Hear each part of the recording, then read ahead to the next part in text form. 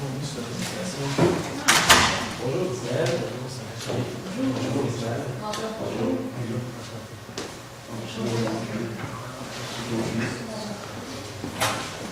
vais vous donner les règles du déroulement du chronomètre. Chaque équipe dispose de 20 minutes afin de présenter son cas au juge. J'affiche un carton pour les 10, les 5, les 2 dernières minutes et les 30 dernières secondes de la présentation. Lors des 10 dernières secondes du discours, j'indiquerai à l'aide de mes deux mains le nombre de secondes restantes. Si vous n'avez pas terminé votre présentation après 20 minutes, ça sera arrêté afin de passer à la période de questions. Une période de questions d'une durée maximale de 5 minutes et allouée au jury à la fin de la présentation. Et bien noté que nous n'avons aucun temps d'évaluer le nom ou la provenance de notre université. Parfait. Et quel cas, c'est ça? Oui, on fait ça. Donc, bonjour, chers membres du ministère. Je suis très content qu'on soit ici aujourd'hui comme équipe de consultants pour vous aider avec cette problématique-là de transport vers l'aéroport Pierre-Elliott-Trudeau. Donc, je vais commencer tout d'abord en présentant les membres de mon équipe. À la gauche, Lucie. À sa droite, Ismaël et moi-même, Julien. Donc, je vais profiter de cette... pour juste donner la parole à ma collègue ici. Merci, Julien. Donc, pour commencer, laissez-moi vous introduire le plan de notre présentation. On va commencer par vous faire un bref topo de la situation actuelle des transports vers l'aéroport Pierre-Elliott-Trudeau. On va vous parler plus précisément du mandat que vous nous avez demandé d'accomplir, les parties prenantes qu'on a à considérer, l'analyse des différents projets que vous nous avez soumis. On va, vous voyez l'ordre qu'on va les faire, la navette en premier, la voie réservée au transport, la navette non dédiée, et nous allons terminer avec l'aéroport. Pour finir, on va faire nos recommandations et on va conclure par une période de questions. Donc, la situation actuelle. On est à Montréal, on peut se rendre compte que de plus en plus, il y a des condos qui se bâtissent, il y a de plus en plus de monde qui sont attirés vers l'île de Montréal. Donc, plus qu'il y a plus de monde, il y a plus de trafic, puis tout ça, ça amène aussi qu'il y a plus de vols. Donc, à travers ça, il faut trouver un moyen pour améliorer la circulation jusqu'à l'aéroport. De plus, les prévisions, on a comme objectif d'atteindre une rentabilité avant 2030 pour le projet qu'on va vous soumettre. Donc, le mandat que vous nous avez donné concrètement, c'est de présenter une analyse détaillée des 4 options qui étaient envisagées pour résoudre le problème de transport entre le centre-ville et l'aéroport Pierre-Elliott-Trudeau. Donc, les parties prenantes. C'est sûr que le ministère, vous êtes ici aujourd'hui devant nous puisque vous vous occupez beaucoup du financement. Il y a l'aéroport, bien entendu, puisque c'est le point central de l'histoire. Les usagers qui vont se rendre jusqu'à l'aéroport. L'OMT STM pour le transport. Les résidents de la ville, bien entendu, ne sont pas à négliger. Les associations environnementales et les partenariats publics-privés. Les éléments qu'on a vraiment considérés comme importants pour les parties prenantes, c'est bien entendu le prix, le temps. Le temps est vraiment un facteur crucial. La convivialité, l'aspect social et bien entendu la rentabilité du projet. Donc, on a regardé pour les usagers de 2011, on avait seulement que 4 mois de fête dans l'année, puis on a émis l'hypothèse qu'il y avait une augmentation de 6,6% pour la totalité de l'année. Donc, vous pouvez voir en fonction des mois ce que ça nous donne pour un total de 13 828 000 personnes. Ensuite, vous nous avez confirmé qu'il y avait 38% des gens qui ne venaient pas de l'île de Montréal. Donc, on a présumé que 62% du monde venait de Montréal. Puis vous pouvez voir les chiffres concernant les résidents de Montréal. Et par rapport à ça, on a réussi à aller chercher le nombre d'habitants qu'il y avait au centre-ville. Le premier projet que vous nous avez soumis est la navette 747, qui est présentement déjà existant. C'est un transport qui est adapté aux voyageurs, puisqu'il y a des places pour les bagages. Et les types de transport de la STM sont acceptés. Un autre de ses avantages est que le coût est très faible, 8 $. C'est quand même très abordable. Les inconvénients, le temps. 45 à 60 minutes pour se rendre là-bas. Des fois, il y a plus de trafic aussi. Ça peut aller plus haut que ça. La convivialité, l'attente est à l'extérieur. Fait que par les jours de pluie, par les jours de neige, on sait la météo au Québec, c'est pas tout le temps facile. Donc, pour ça, on va trouver d'autres alternatives. Et la convivialité pour les bagages. L'analyse qu'on a faite ici, on a regardé le nombre de passagers. Vous nous avez dit qu'il y avait en basse saison environ 2500 passagers. On fait 5 transports à l'heure et on est actif 21 heures, plus on a 3 transports dans la nuit de 2 heures à 5 heures du matin. Pour un total de 23 passagers moyens par transport. Vous nous avez dit que la capacité de la navette, c'était 17 bagages et 17 bagages à main. On a regardé ça avec les compagnies aériennes et on s'est dit que si on prend l'avion, la plupart du monde ont plus qu'une valise. On a le droit d'emmener jusqu'à 2 valises dans l'avion et un bagage à main. Donc, par rapport à ça, on a considéré qu'il y avait trop de monde pour le service qu'on offrait.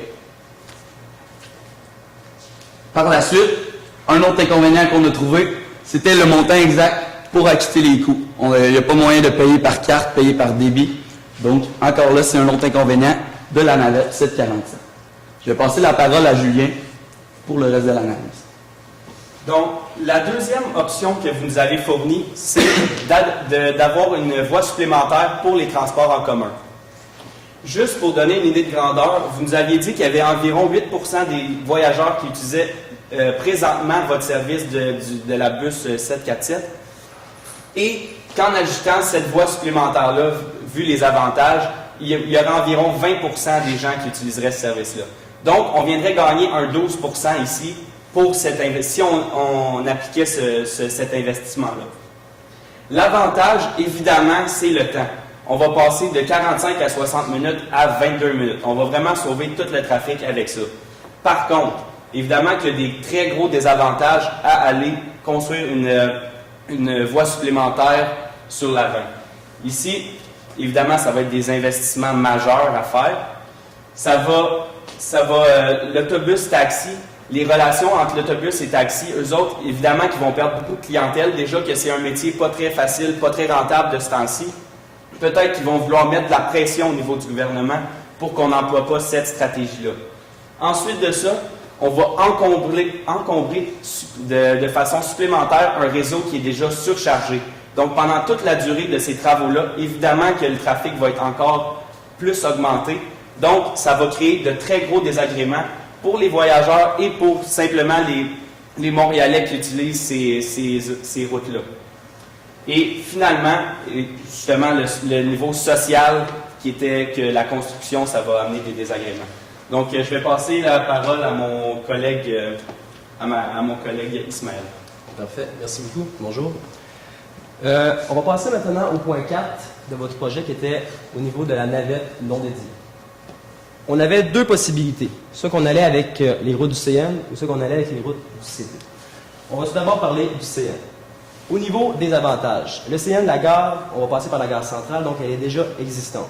Donc, pas d'investissement à ce niveau-là pour ce qui est de la gare.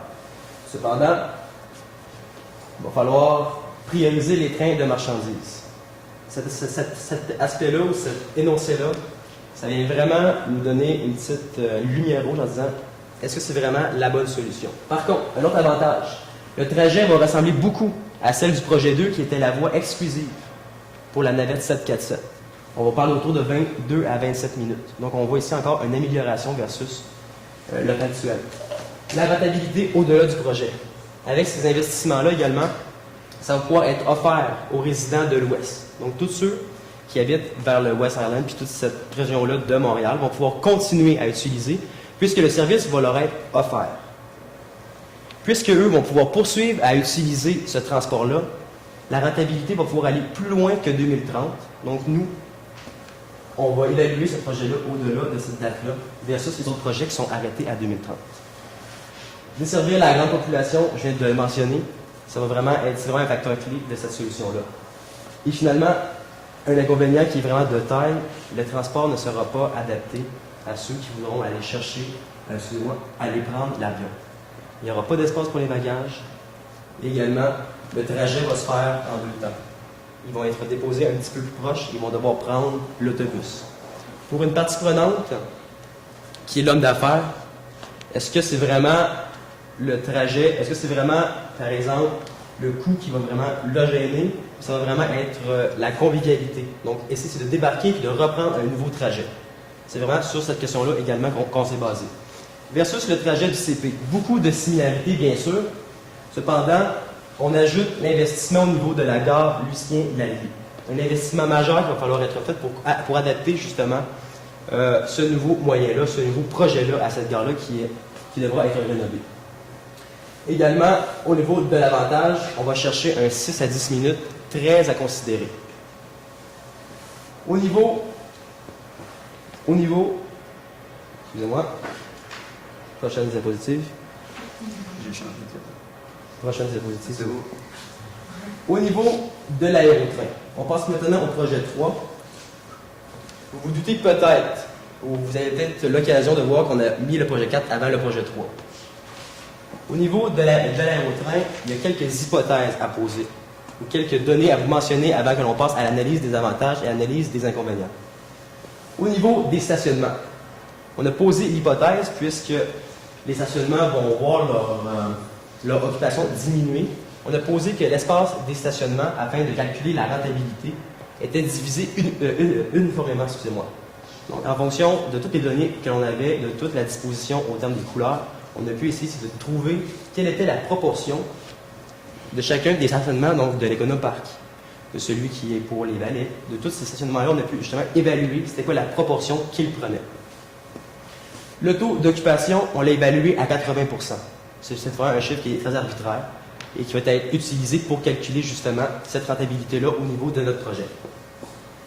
La parité du dollar à 1 pour le dollar canadien et américain, puisque dans l'énoncé, on avait un investissement de 35 millions par mille en dollars américains, excusez-moi.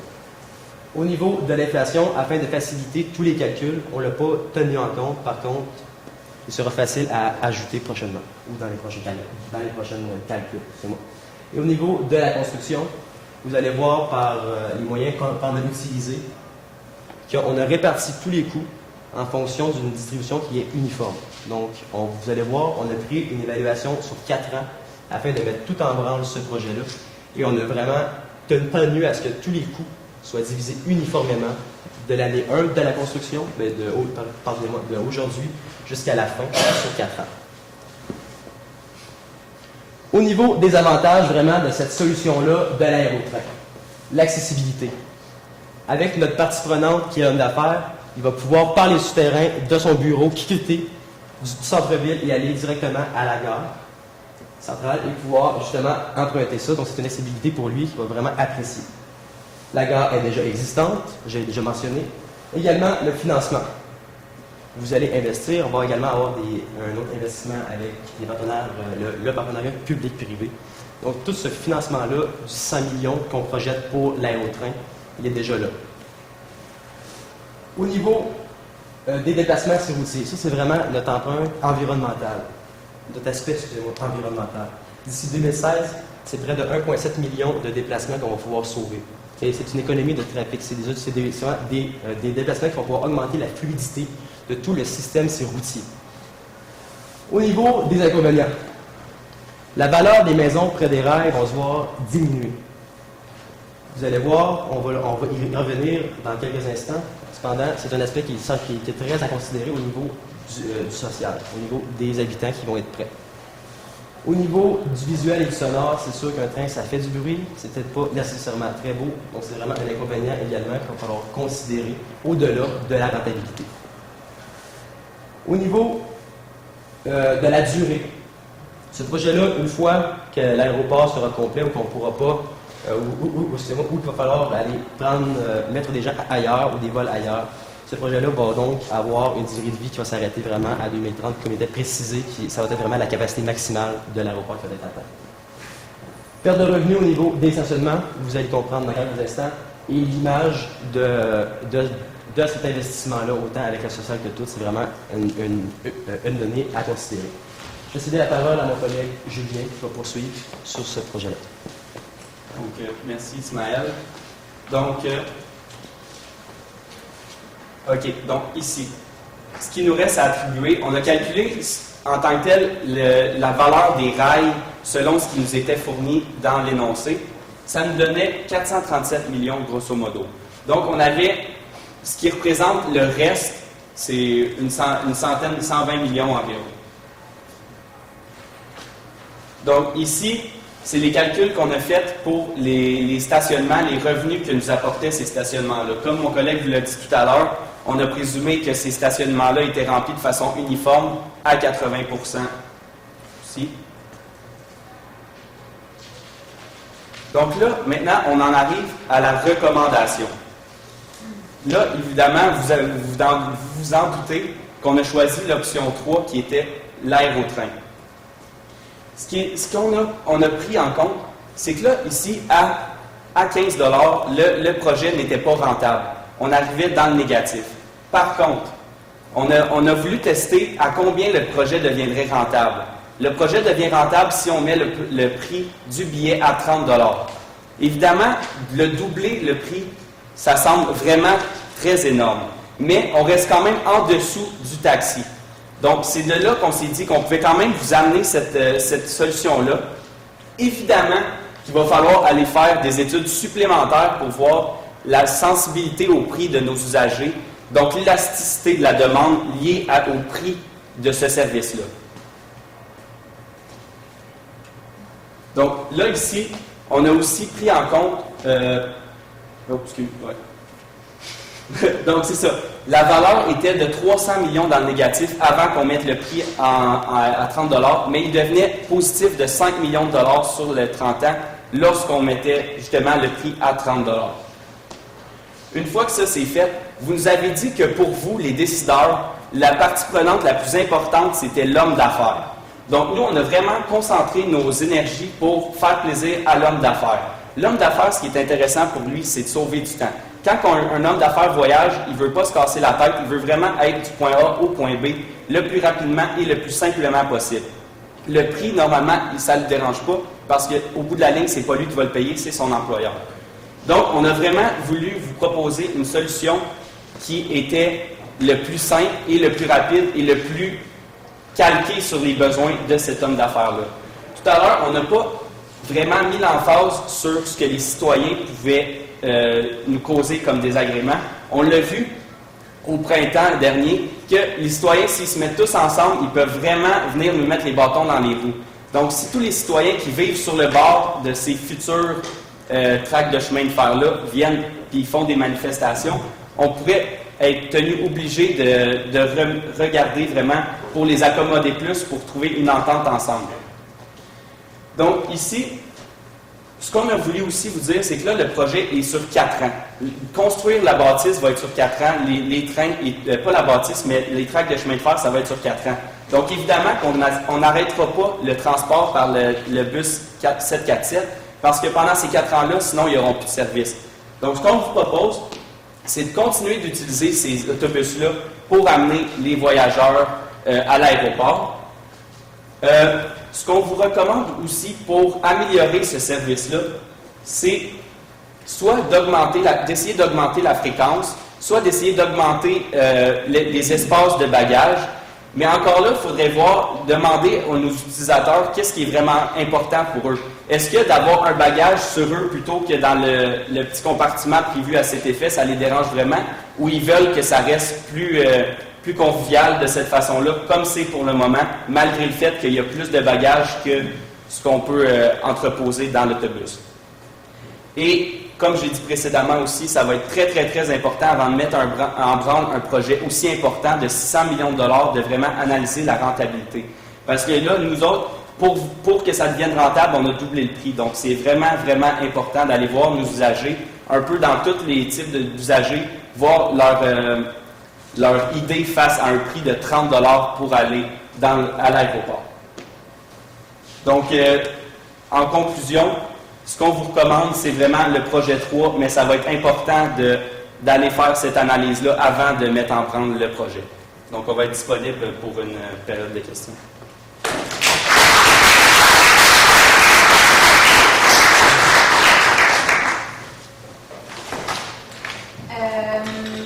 Moi, je me demande, messieurs, vous dites que le projet serait pas rentable avec des revenus de 15 $.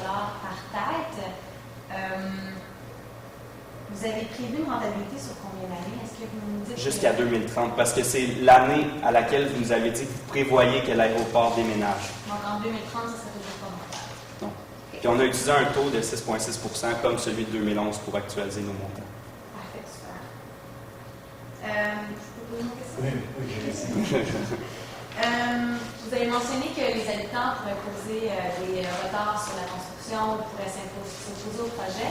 Avez-vous des idées comment on pourrait contourner ce problème-là, des pistes de solutions pour les satisfaire? Ben, personnellement, moi, ce que je vous conseille, c'est d'aller les voir avant de commencer et d'essayer de trouver une façon qu'eux vont être plus favorables à ce projet-là, puis de vraiment mettre l'emphase sur les avantages que ça peut amener de construire ce type d'infrastructure. Quels seraient leurs avantages pour eux? Ben, ceux qui vivent proches, ça va être beaucoup plus facile pour eux de voyager. Sinon, on pourrait dire que ça va faire de l'emploi, augmenter l'emploi. Ça, c'est bien à la mode de ce temps-ci aussi, parce que vu les conditions économiques plutôt difficiles, ça pourrait mieux paraître. Sinon, il faudrait vraiment voir ce que les gens veulent en tant que... Dans la recommandation de la navette 7, vous avez recommandé une augmentation de la fréquence de l'autobus. Est-ce qu'il y a des dépenses associées avec ça? Est-ce que vous pensez que vous aurez besoin d'autres autobus? C'est sûr qu'en augmentant le nombre de fréquences, il va falloir avoir de nouveaux trajets, donc créer de nouveaux chauffeurs, de nouveaux autobus aussi pour pouvoir être mis sur le réseau, pour répondre à cette augmentation de fréquence. Nicole, à 30 quand on est deux personnes, ça va coûter 60 versus prendre le taxi à 38 Je ne pense pas qu'on va pousser cette clientèle-là. À combien vous estimez le pourcentage des clients, c'est un homme d'affaires qui est seul, qui va à l'aéroport? Est-ce que vous avez pris en compte ça dans votre analyse? Si ma mémoire est bonne, c'était environ une trentaine de pourcents, mais c'était vraiment parce que dans l'énoncé, il était écrit que la partie prenante la plus importante pour vous, les décideurs, c'était les hommes d'affaires. Fait qu'on a vraiment voulu pousser là-dessus.